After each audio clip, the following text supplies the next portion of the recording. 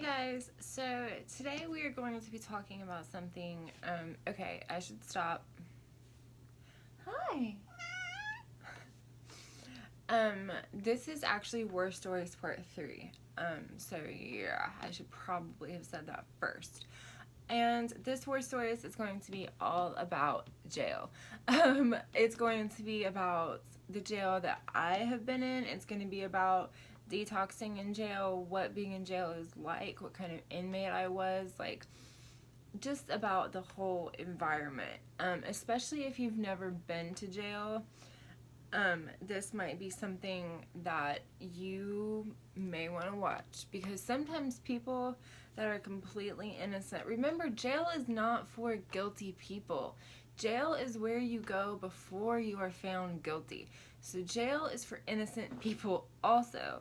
And jail is actually completely just meant to break your spirit. It's meant to break you down as a person. It's meant to strip everything from you. And I feel like the average citizen should be prepared for what jail is like, because again, you don't have to be guilty to go to jail.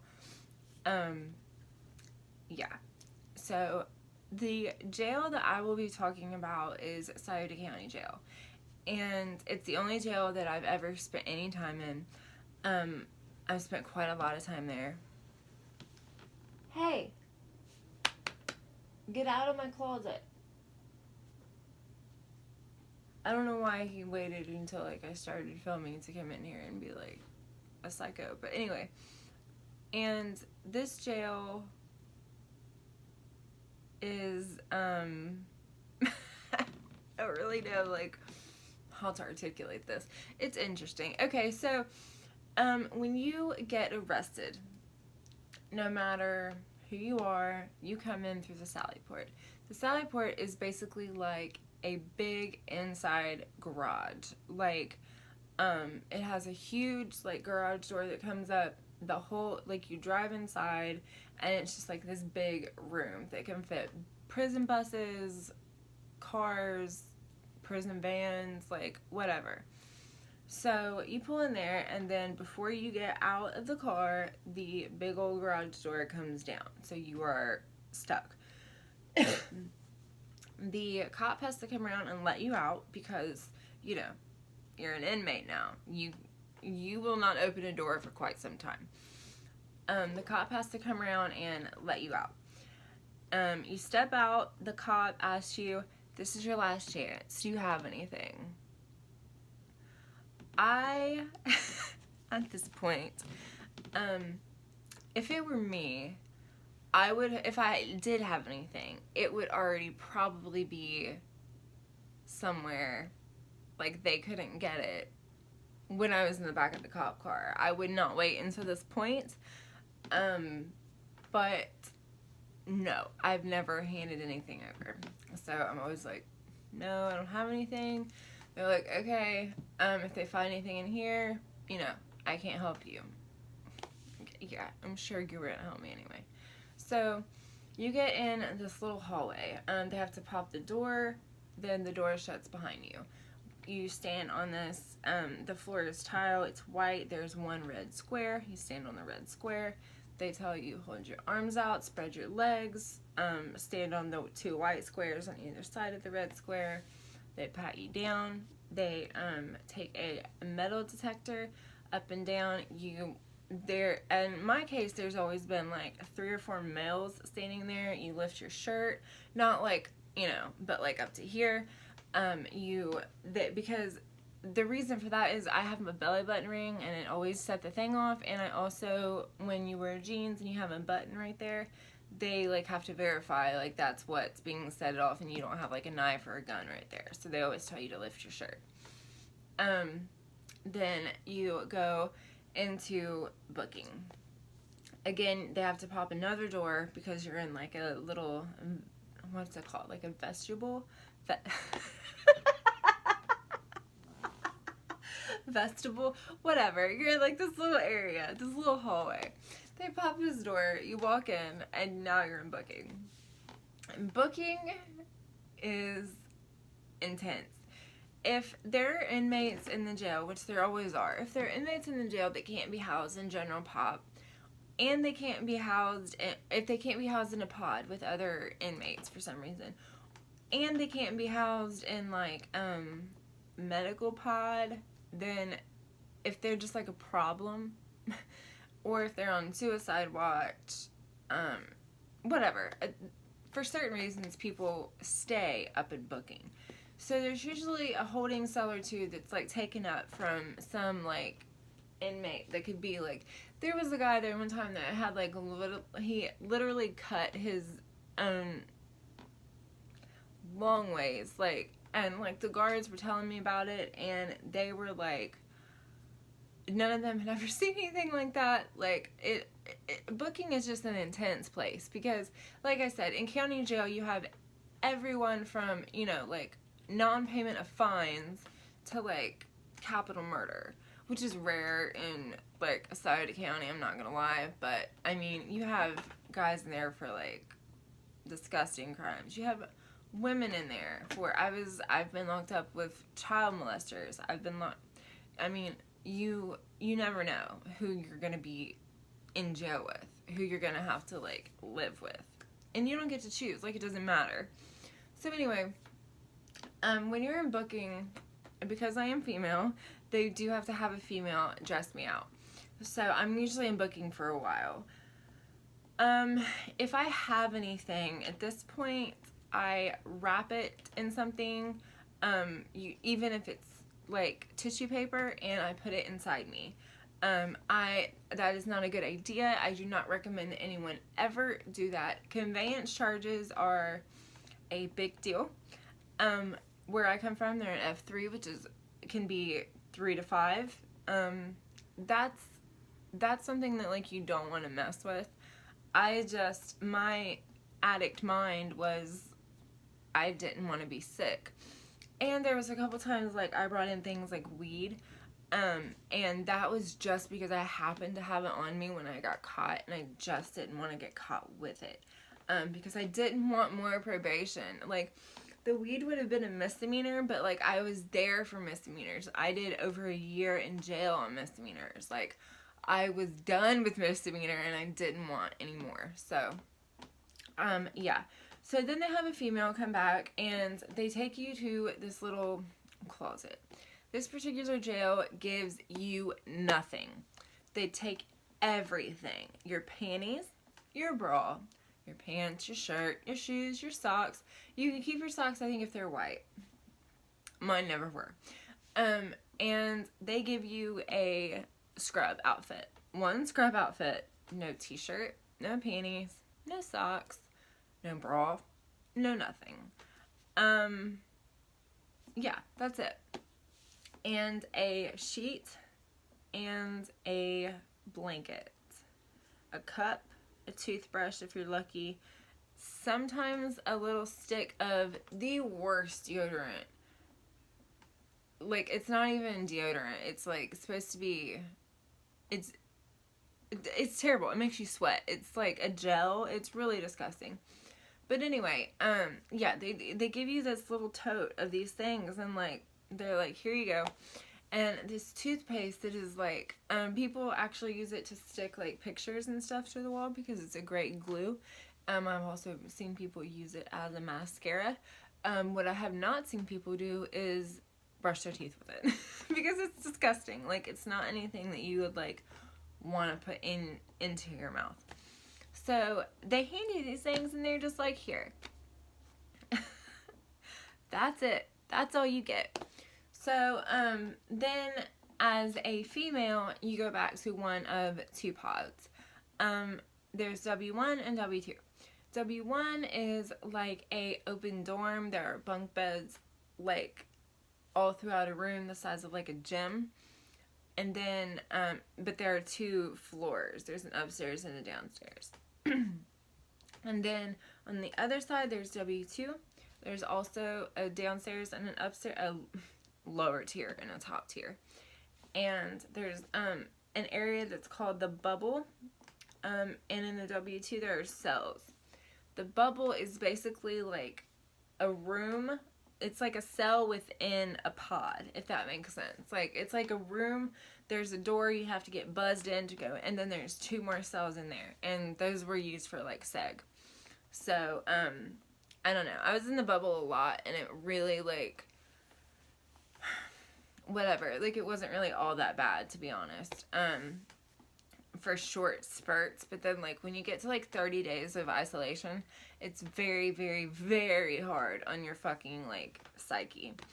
So, anyway, you get back to the pod with your little tote, and I always went to W2. W2 is where they put, like, if you have violent charges, if you are, like, known to get in fights, blah, blah, blah, stuff like that, or if you're insane.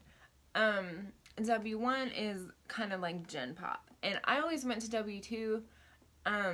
It was kind of known that I went to W2, and really that was, like, self-imposed because I liked the fact that we got cells.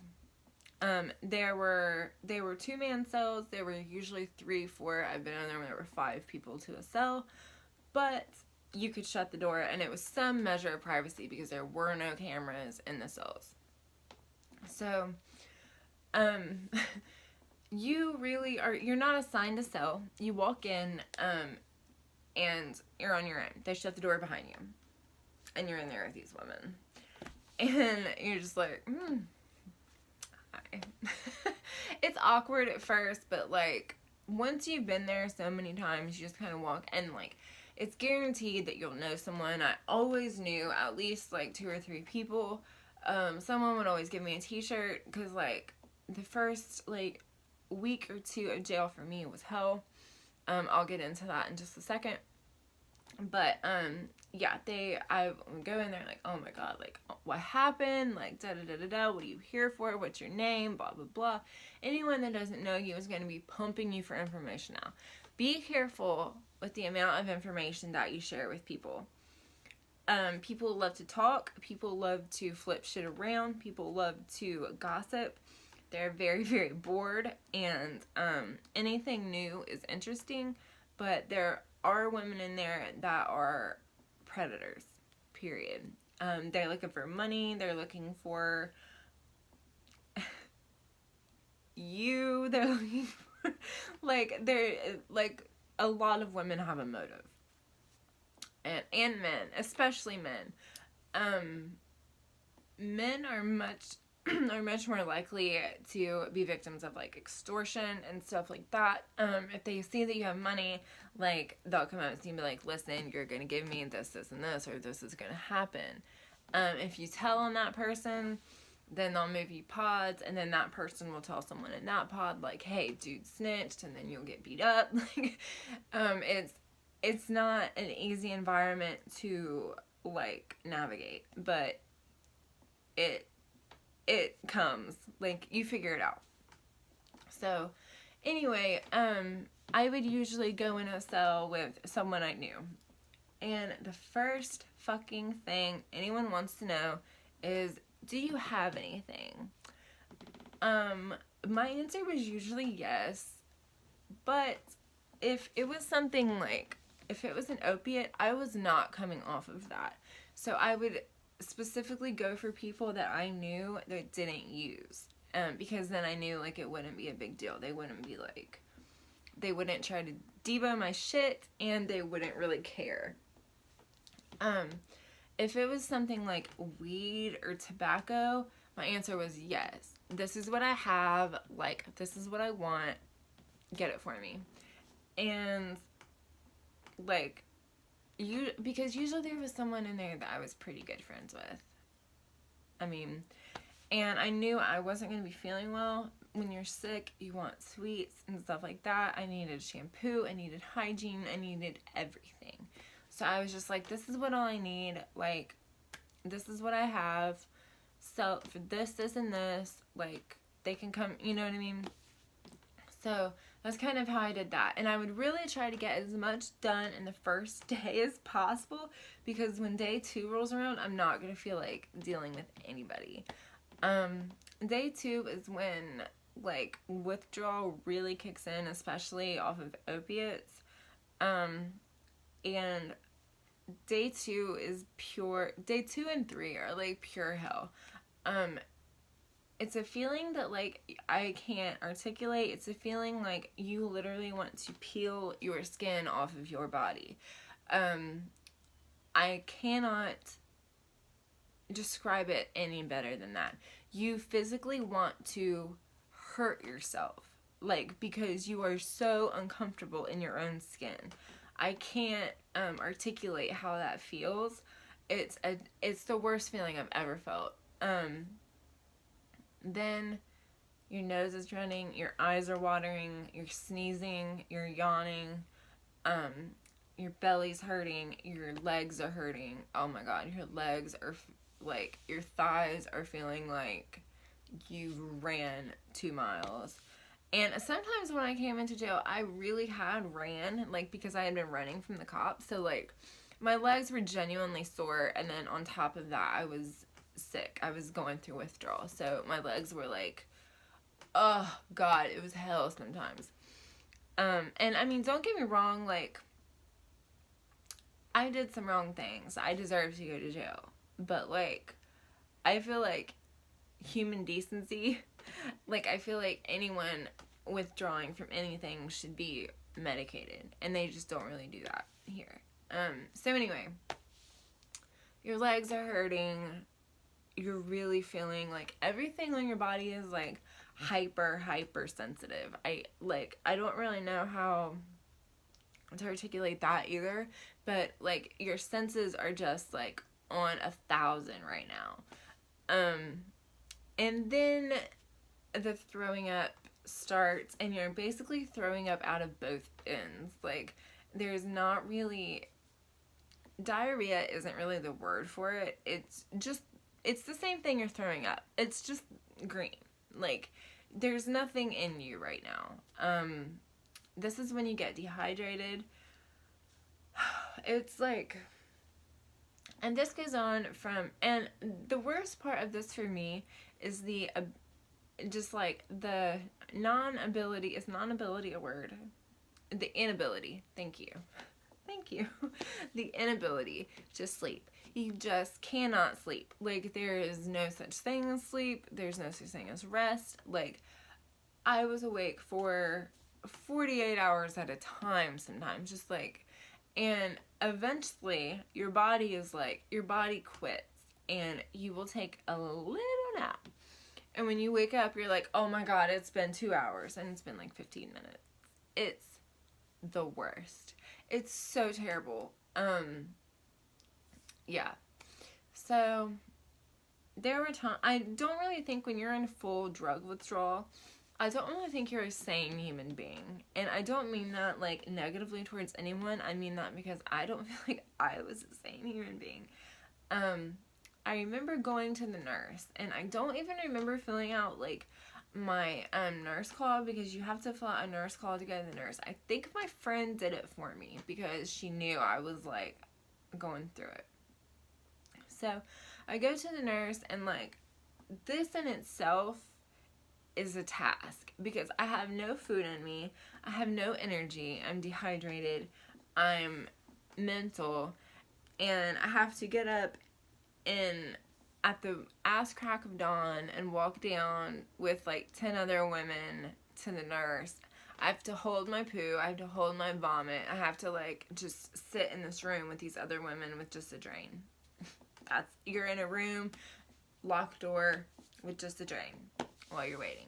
So anyway, I'm down there, and I'm like, I've got my arms in my like my t-shirt, and I'm just like rocking, like, oh my god.